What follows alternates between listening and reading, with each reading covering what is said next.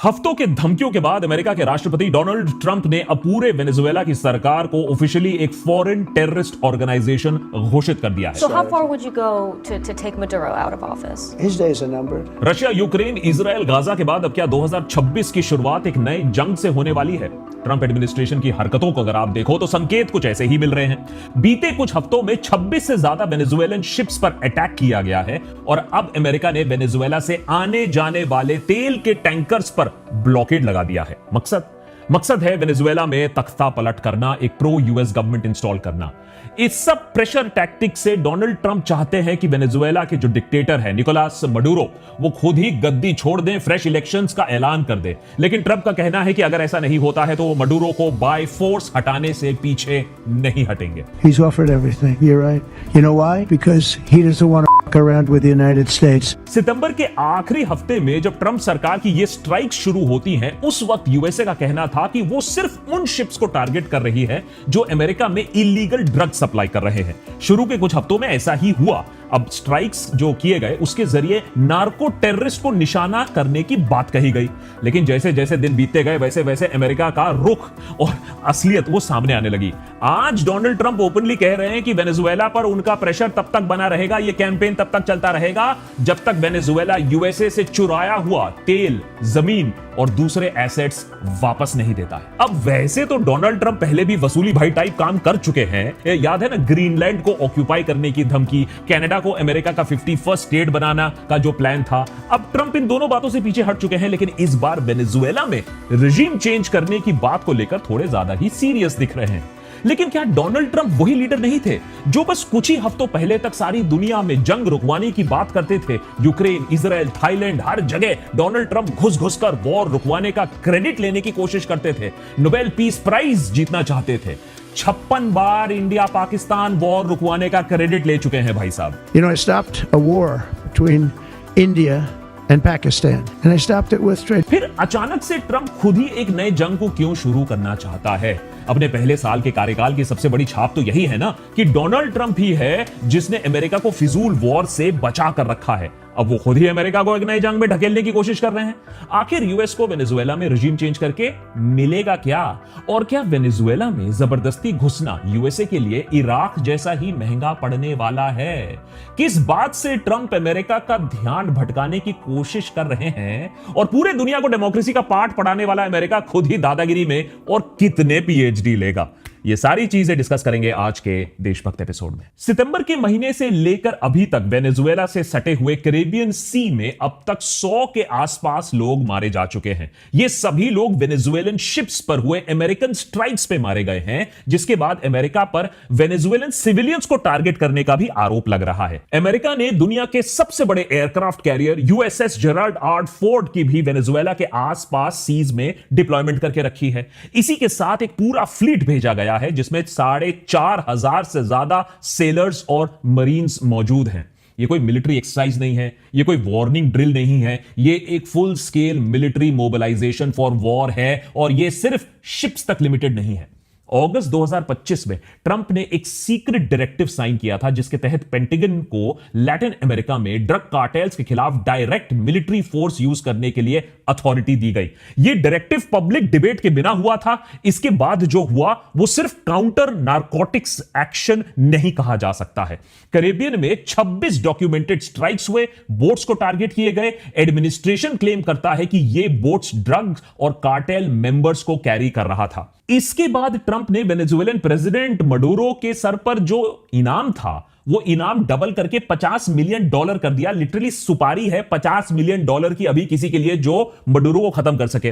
अब आरोप यह लगाया गया है कि president Maduro directly cocaine smuggling में इन्वॉल्व है जो इवेंचुअली यूएस को नुकसान पहुंचा रहा है। अक्टूबर 2025 में एस्केलेशन मैट्रिक्स और बढ़ता है। ट्रंप अब सीआईए को वेनेजुएला के अंदर कोवर्ट ऑपरेशंस कंडक्ट करने की अप्रूवल देते हैं। यह सिर्फ इंटेलिजेंस गैदरिंग के लिए परमिशन नहीं था। यूएस ऑफिशियल्स ने प्राइवेटली कंफर्म किया है कि ऑब्जेक्टिव क्लियर है, किसी भी कीमत पर मडुरो को पावर से हटाना है, एक रेजिम चेंज करना है, बिना कांग्रेस के अप्रूवल के, बिना पब्लिक डिबेट के। इस बात में कोई आर्ग्यूमेंट नहीं है। ठीक है कि मडुरो एक डिक्टेटर है, बहुत ब्रूटल है, लेकिन क्या अमेरिका पर वो इंटरनेशनल लॉज लागू नहीं होते हैं जो दूसरों पर वो खुद थोपता है? फिर अमेरिका क्यों तिलबिला जाता है जब इंडिया पाकिस्तान के अंदर घुसकर हमला करता है? हम भी तो वही कर रहे थे, हम भी तो आतंक का सफाया कर रहे थे। हिपोक्रेसी की भी सीमा होती है। हिपोक्रेसी यही खत्म नहीं होती है। मिलिए मारिया खोरिना से नोबेल पीस प्राइज 2025 इन्होंने जीता है। ट्रंप की बहुत बड़ी फैन गर्ल हैं। मारिया को मडूरो का मेन अपोनेंट की तरह देखा जाता है। हो सकता है कि अगर मडूरो गया तो ये वेनेजुएला की नई लीडर बनेंगी। अब नोबेल पीस प्राइज जीतने के बाद भी वो चाहती हैं कि अमेरिका अटैक करे, वॉर करे वेनेजुएला के साथ। जस्टिफिकेशन ये दिया जाता है कि अमेरिका वेनेजुएला में डेमोक्रेसी वापस लाने की कोशिश कर रहा है। वैसे तो डेमोक्रेसी रशिया, चाइना और नॉर्थ कोरिया में भी नहीं है, तो वेनेजुएला में डेमोक्रेसी पर इतनी दिलचस्पी क्यों है अमेरिका की? आज जो ट्रंप और मडूरो के बीच में चल रहा है वो कल हमें भी इंपैक्ट कर सकता है। यह दिखाता है कि अमेरिका की दोस्ती और दुश्मनी में ज्यादा फासला नहीं होता है। जैसे आज पाकिस्तान के आका मुनीर को व्हाइट हाउस में खाना खिलाया जाता है, कल उसी मुनीर को जेल में भी ठूसा जा सकता है अगर अमेरिका चाहे तो। यकीन ना हो तो वेनेजुएला और अमेरिका का इतिहास थोड़ा टटोल लो। एक समय था जब अमेरिका और वेनेजुएला दुश्मन नहीं बल्कि एलाइज हुआ करते थे, और कितने क्लोज एलाइज ये भी सुन लो। कोल्ड वॉर के दौरान, खासकर कि 1958 के बाद जब वेनेजुएला में डेमोक्रेटिक ट्रांजिशन देखा गया तो वॉशिंगटन ने वेनेजुएला को लैटिन अमेरिका में अपना मोस्ट रिलायबल पार्टनर पाया। वेनेजुएला के पास था तेल, उसके पास था स्ट्रेटेजिक जियोग्राफी, और डेमोक्रेसी तब स्टेबल लगने लगी थी। अमेरिका के लिए यह परफेक्ट कॉम्बिनेशन था। US military mission directly Venezuela के सबसे बड़े मिलिट्री बेस पर ऑपरेट कर रही थी। लैटिन अमेरिका में यह प्रिविलेज बहुत कम कंट्रीज को ही मिला था।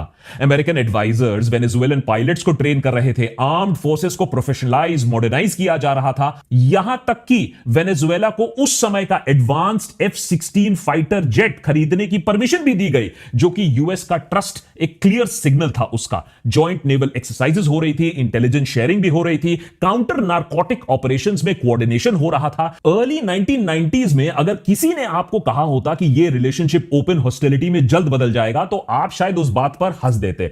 लेकिन जैसा कि जियोपॉलिटिक्स में होता है, कहानी में आता है ट्विस्ट ह्यूगो शावेज के प्रेसिडेंसी के साथ। 1999 में शावेज प्रेसिडेंट बनते हैं और उन्होंने ओपनली पुराने सिस्टम को रिजेक्ट करना शुरू कर दिया। वॉशिंगटन के साथ करीबी, ओलिगार्क्स का दबदबा, फॉरेन इकोनॉमिक इन्फ्लुएंस, सब कुछ रिजेक्टेड। उन्होंने अपने मूवमेंट को बोलिवियन रेवोल्यूशन कहा और सिमोन बोलिवार के नाम को यूज करके अमेरिका के खिलाफ लैटिन अमेरिकन रेजिस्टेंस का एक नैरेटिव बनाना शुरू किया। सिमोन बोलिवार वो लीडर थे जिन्होंने एक टाइम पर Colombia, Venezuela, Ecuador, Peru, Panama और बोलिविया जैसे देशों को स्पेनिश एम्पायर से आजादी दिलाने में सबसे बड़ी भूमिका अदा की थी। तो याद रखिए, यह सिर्फ एक पॉलिटिकल स्टांस नहीं था, यह एक पॉलिटिकल मूवमेंट नहीं था, बल्कि एक पूरा का पूरा आइडियोलॉजिकल शिफ्ट था जो पूरे लैटिन अमेरिका को अमेरिका से दूर ले जा रहा था। पावर में आने के सिर्फ 2 साल के अंदर अंदर शावेज ने यूएस मिलिट्री को फ्योर्ते ट्विना, जो उनका सबसे बड़ा मिलिट्री बेस है, उसे छोड़ने का ऑर्डर दे दिया। अब यूएस ये सब चुपचाप से सहने वाला तो नहीं था। अपने ही पड़ोस में, अपने ही बैकयार्ड में अपना इंफ्लुएंस इस तरीके से खोता देख, ये तो उसके लिए बड़ी शर्म की बात थी, तो वो भी अपनी प्लॉटिंग करना शुरू कर दिया। इसीलिए जब अप्रैल 2002 में शावेज के खिलाफ एक कू होता है तो यूएस ने तुरंत इंटरिम गवर्नमेंट को रिकॉग्नाइज कर लिया। लेकिन यह कू सक्सेसफुल नहीं रहा और कुछ ही दिनों में कोलैप्स कर गया। शावेज वापस सत्ता में आ जाते हैं, इस बार ज्यादा पॉपुलैरिटी के साथ आते हैं, और यहीं से ट्रस्ट जो था, जो बचा खुचा ट्रस्ट था, वो यूएस और वेनेजुएला के बीच जो रिश्ते थे वो अब बद से बदतर हो जाते हैं। वेनेजुएला ने अमेरिका पर कू ऑर्केस्ट्रेट करने का इल्जाम लगाया। वॉशिंगटन ने कहा हमें तो कुछ मालूम ही नहीं है। इसके बाद वेनेजुएला ने यूएस एम्बेसडर को वहां से एक्सपेल किया। अमेरिका ने उल्टा आर्म्स एम्बार्गो लगा दिया। नतीजा यह हुआ कि वेनेजुएला रशिया की तरफ मुड़ गया। Helicopters, aircrafts, defence deals Moscow से होने लगे। 40 साल की पार्टनरशिप अमेरिका के साथ ऑफिशियली खत्म हो जाती है। उसके बाद 2 दशकों में शावेज ने रशिया, चाइना, ईरान के साथ संबंध और गहरे कर लिए। अपने देश से यूएस बैक्ड एनजीओस तक को बाहर निकाल दिया। एक मेजर ऑयल प्रोड्यूसर अमेरिका के इतने पास यूएस राइवल्स के साथ साठगांठ कर रहा है, उनसे अलाइन कर रहा है। अमेरिका के लिए इससे बुरी खबर और हो नहीं सकती थी। क्यूबा और रशिया की करीबी रिश्ते अमेरिका की सरकार को साफ याद थे। लेकिन वेनेजुएला के अंदर भी सब कुछ ठीक नहीं चल रहा था। 2013 में शेवेज के देहांत के बाद निकोलस मडूरो सत्ता में आते हैं। इकोनॉमी पहले से ही खस्ता हालत में थी, करप्शन भी बढ़ चुका था, सोशल वेलफेयर जो प्रोग्राम्स जो स्कीम्स थी वो कोलैप्स कर रही थी। 2014 और 2017 के बीच में वेनेजुएला एक इकोनॉमिक फ्री फॉल में चला जाता है। Hyper inflation, food shortage, hospitals में मेडिसिन खत्म, लाखों लोग देश छोड़कर पलायन करते हैं। इसी का फायदा उठाकर अमेरिका ने मैक्सिमम प्रेशर स्ट्रेटेजी लॉन्च की। ऑयल स्टॉपेज, एसेट्स फ्रीज और भी ज्यादा सैंक्शंस लगाना। गोल सिंपल था, मडूरो को इकोनॉमिकली इतना स्क्वीज करो, इतना टाइट कर दो कि वो रिजाइन कर दे।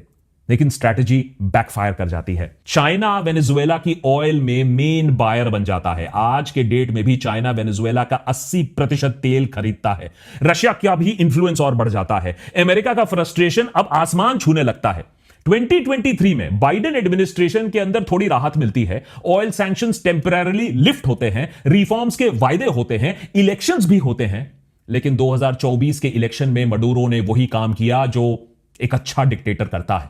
इलेक्शंस रिग करके खुद ही को विनर डिक्लेयर कर दिया।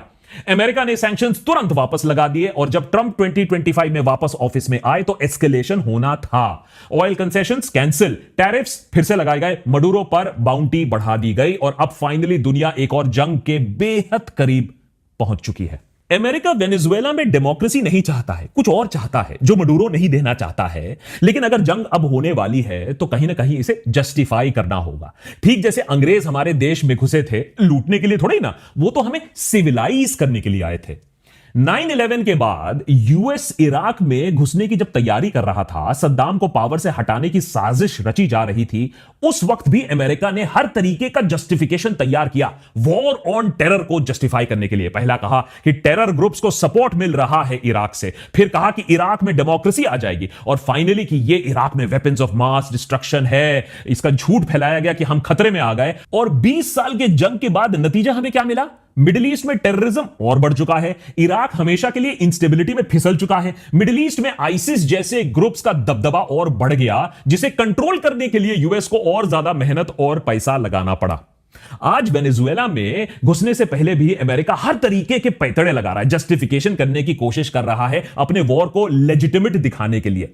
अभी तक ट्रंप एडमिनिस्ट्रेशन के मिलिट्री एक्शन के लिए अभी एक नहीं 2-3 जस्टिफिकेशंस आ चुकी हैं। पहला, नार्को टेररिज्म। ट्रंप सरकार का मेन क्लेम यह है कि वेनेजुएला एक नार्को टेररिस्ट स्टेट बन चुकी है। निकोलस मडूरो और उनके एसोसिएट्स ड्रग ट्रैफिकिंग नेटवर्क्स चला रहे हैं, अमेरिका को ड्रग्स फ्लड कर रहे हैं, जिससे अमेरिकन बर्बाद हो रहे हैं। अब यह बात अलग है कि ट्रंप एडमिनिस्ट्रेशन के आंकड़े अगर आप खुद देखोगे तो वेनेजुएला का लिंक मेनली कोकेन से मिलेगा और आज अमेरिका में मेन चैलेंज कोकेन नहीं है, फेंटेनिल है, जो वेनेजुएला से नहीं आता है, कोई लिंक नहीं है। दूसरा justification, national security threat. Venezuelan criminal groups को अल-कायदा जैसे टेरर ऑर्गेनाइजेशंस की बराबरी दे दी गई है। इस कंपैरिजन से एक क्लियर पर्पस निकलता है कि जब आप एक थ्रेट को टेररिज्म के साथ क्लब कर देते हो तब आप लॉ एनफोर्समेंट एजेंसीज, रूल्स, ये सब आपको देखना नहीं पड़ता है, जस्टिफिकेशन नहीं देना पड़ता है। ये बात ड्रग कंट्रोल का नहीं रह जाता है, नेशनल सिक्योरिटी का बन जाता है। आपको कोई नहीं रोक सकता इसके बाद। तीसरा जस्टिफिकेशन, डेमोक्रेसी और अथॉरिटेरियनिज्म। ट्रंप एडमिनिस्ट्रेशन का कहना है कि मडूरो ने जुलाई 2024 इलेक्शंस को रिग किया, ऑपोजिशन कैंडिडेट जो एक्चुअली जीते थे उनको हराना दिखा दिया। इस पॉइंट पर क्रिटिसिज्म वैलिड है। मडूरो अथॉरिटेरियन लीडर है, इस पर कोई डिबेट नहीं है। इकोनॉमी डिस्ट्रॉय हो चुकी है, यह फैक्ट है। लोग एग्जाइल में भाग रहे हैं, यह सबको दिख रहा है। पर प्रॉब्लम यह है कि इसके साथ एक डेंजरस प्रेसिडेंट सेट हो जाता है कि अमेरिका को अथॉरिटेरियन लीडर्स को मिलिटरीली रिमूव करने का हक मिला है कि अमेरिका पर बाकी दुनिया जैसे नॉन इंटरवेंशन रूल अप्लाई नहीं होते हैं। यह लॉजिक इराक, अफगानिस्तान, लिबिया पर भी अटैक करते समय हमने देखा था, लेकिन उनका क्या हुआ यह भी हमने देख लिया है। और वेनेजुएला जैसी हालत तो वैसे बहुत सारे और भी देशों में है, तो वहां डेमोक्रेसी का हमला क्यों नहीं हो रहा है?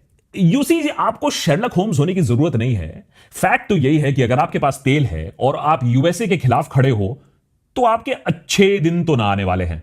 इराक, ईरान, लिबिया, इनसे पूछो, आपको डिटेल मिल जाएगा। वेनेजुएला एक ऑयल रिच स्टेट है और अमेरिका के जियोपॉलिटिकल एम्बिशंस के खिलाफ खड़ा है। तो डेमोक्रेसी का जुमला अगर आप हटा दोगे तो आपको असली कारण आसानी से मिल जाएगा और वो है हाइड्रोकार्बन्स पर कंट्रोल। और हाइड्रोकार्बन्स पर कंट्रोल के लिए जिसकी लाठी उसी की भैंस, या जिसकी लाठी उसी का तेल। इराक और वेनेजुएला दोनों के केसेस में ही ऑयल ने इंटरनल पॉलिटिक्स को भी काफी तराशा है इन देशों में। वेनेजुएला ने 1976 में पीडीवीएसए को नेशनलाइज कर दिया। ह्यूगो चावेज के अंडर ऑयल एक रीडिस्ट्रीब्यूटिव और हाईली पॉलिटिसाइज डेवलपमेंट मॉडल का बैकबोन बनता है। मैंने ऑयल से जो प्रॉफिट आता है वो सोशल वेलफेयर पर जाता है। इराक में भी कुछ ऐसा ही हुआ था। बाथिस्ट रजीम ने भी स्टेट ऑयल रेवेन्यूज को यूज करके अपना पावर कंसोलिडेट किया और सोशल स्कीम्स चलाई। दोनों केसेस में यूएस और मल्टीनेशनल कॉर्पोरेट्स के ऑयल एक्सेस को ब्लॉक कर दिया गया, जिसके बाद ये रजीम चेंज के कॉल्स भी लगातार आने शुरू हो गए। तेल और एंटी यूएस डिक्टेटर का कॉम्बिनेशन ठीक नहीं चलता। हां, प्रो यूएस डिक्टेटर होता तो शायद स्टोरी अलग होती। अमेरिका कहता है कि वेनेजुएला के ऑयल फील्ड्स यूएस के मदद से एस्टैब्लिश हुए थे। प्राइवेट यूएस कंपनीज ने पिछले 50 सालों में वहां इन्वेस्टमेंट्स किए थे, टेक ट्रांसफर किया था, जिसको एक झटके में नेशनलाइज कर दिया गया था। तो लॉस अमेरिका का हुआ। डोनाल्ड ट्रंप आज कह रहे हैं कि यह चोरी था और अमेरिका ये सारा पैसा वापस मांग रहा है और इसी बात पर वॉर को जस्टिफाई करने की कोशिश की जा रही है। Getting land, oil rights, whatever we had, they took it away. We want it back. They took our oil rights. We had a lot of oil there. As you know, they threw our companies out, and we want it back. लेकिन सच्चाई किसी से छुपी नहीं है। Trump बस Venezuela के oil resources फिर से प्राइवेट यूएस कंपनीज के हाथ देना चाहते हैं, जिससे अमेरिकन बिजनेसेस और अल्टीमेटली पॉलिटिक्स में बेशुमार पैसा फ्लो करेगा। वेनेजुएला में भी वैसे दुनिया के लार्जेस्ट ऑयल रिजर्व्स हैं और अगर आप जियोग्राफिकली देखें तो ठीक अमेरिका के पास भी है। उसके ऊपर अगर यूएस किसी भी तरीके से वेनेजुएला के तेल पर अपना कब्जा जमा लेता है तो उससे चाइना के अगेंस्ट एक और हथियार मिल जाता है। हां ठीक है, चाइना का भी ऑयल सोर्सिंग डाइवर्सिफाइड है, चाइना टूट नहीं जाएगा, लेकिन यूएस आज के मुकाबले और ज्यादा ताकतवर हो जाएगा। चलिए फाइनली बात मान लेते हैं कि वेनेजुएला में एक डिक्टेटर मुडुरो आज राज कर रहा है। इराक में भी सद्दाम पावर में था, वो भी इस सदी में का सबसे ब्रूटल डिक्टेटर्स में से एक था। लेकिन क्या अमेरिका ने दुनिया को झूठ नहीं बोला था? 9/11 के शॉक के तुरंत बाद क्या बुश एडमिनिस्ट्रेशन ने इराक को एक एग्जिस्टेंशियल थ्रेट के रूप में प्रेजेंट नहीं किया था? सद्दाम हुसैन के पास वेपन्स ऑफ मास डिस्ट्रक्शन है, यह नैरेटिव बार बार रिपीट नहीं किया गया था? क्या वाइस प्रेसिडेंट डिक चेनी ने नहीं कहा था कि सद्दाम फिर से न्यूक्लियर वेपन्स रिकॉन्स्टिट्यूट करने की कोशिश में है? कॉलिन पावेल ने क्या नहीं कहा था? यूएन में मोबाइल बायोलॉजिकल लैब्स की तैयारी हो रही है। बुश ने फुल कॉन्फिडेंस के साथ इन्हीं बातों को सुनकर डिक्लेयर कर दिया कि इराक केमिकल और बायोलॉजिकल वेपन्स प्रोड्यूस कर रहा है, न्यूक्लियर वेपन्स की खोज में है। बाद में पता चलता है कि यह सारी चीजें बस एक जुमला थी। इराक का WMD प्रोग्राम 1991 में खत्म हो गया था। ना उनके पास न्यूक्लियर वेपन निकले, ना केमिकल लैब्स निकले। पर 2001-2002 में पब्लिक को यह चीजें पता नहीं थी, उन्हें बस वही पता था जो सरकार उन्हें बता रहा था। फिर है टेरर का एंगल, जो आज वेनेजुएला पर भी चिपटाया जा रहा है। सद्दाम और अल कायदा के बीच में इमेजिनरी कनेक्शंस बना दिए गए थे, आज भी वो चीजें झूठ निकल चुकी हैं। सद्दाम डिक्टेटर था, लेकिन आयरनी की बात यह है कि रिलीजियस एक्सट्रीमिस्ट का वो सबसे बड़ा दुश्मन था और 9/11 के ट्रॉमा को लीवरेज करके एक अनरिलेटेड टारगेट को वॉर के लिए जस्टिफाई कर दिया गया। सद्दाम के खात्मे के बाद दरअसल टेररिज्म, फंडामेंटलिज्म, एक्सट्रीमिज्म इराक में बढ़ी है और यह बताने की जरूरत नहीं है कि यह फिर से दिखाता है कि इंटरनेशनल कम्युनिटी क्या कर रही है। अंधों के तरह इस युद्ध को भी देख ही रही है, बस जैसे गाजा के जेनोसाइड को देखा इतने दिनों से। यूएन भी 2-4 कड़े शब्द बोल देगी, कड़ी निंदा कर देगी, फिर सोने के लिए चली जाएगी। इससे दिखता है कि आज दुनिया में किसकी चलती है।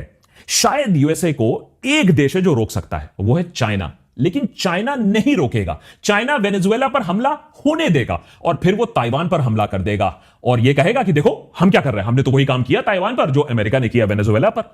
आज वेनेजुएला में सेम इराक लिबिया वाला स्क्रिप्ट, अफगानिस्तान वाला स्क्रिप्ट रिपीट हो रहा है। फर्क बस इतना है कि डोनाल्ड ट्रंप इराक के वॉर के खिलाफ थे, लेकिन वेनेजुएला में वो सेम चीज करने में उन्हें कोई दिक्कत नहीं हो रही है, क्योंकि यूसी तेल का सवाल है, यहां मॉरल्स और वैल्यूज कोई मायने नहीं रखती है। Remember, I used to say, don't go into Iraq.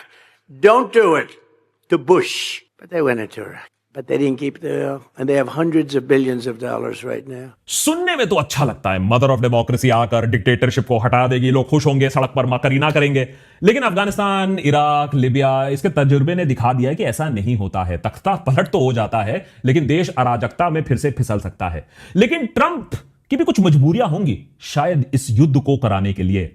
ऐतिहासिक जीत के बाद अपने देश में प्रॉब्लम्स तो खत्म नहीं हो रही हैं, महंगाई आसमान छू रही है, रिसेशन का खतरा मंडरा रहा है, एप्स्टीन स्कैंडल में हर दिन नए नए फाइल निकल रहे हैं। अब इन सब पर अगर कोई बात ना करे तो उसके लिए वेनेजुएला की बैंड तो बजानी पड़ेगी। अब मैगा के लिए यह प्रॉब्लम नहीं है, यह सोल्यूशन है। और यह कहानी दिखाती है कि हमारे दुनिया में डेमोक्रेसी का सच कितना गंदा, कितना घटिया हो गया है कि भैया जिसके पास लाठी है, जिसके पास पावर है, वही डिसाइड करेगा कि सही क्या है और गलत क्या।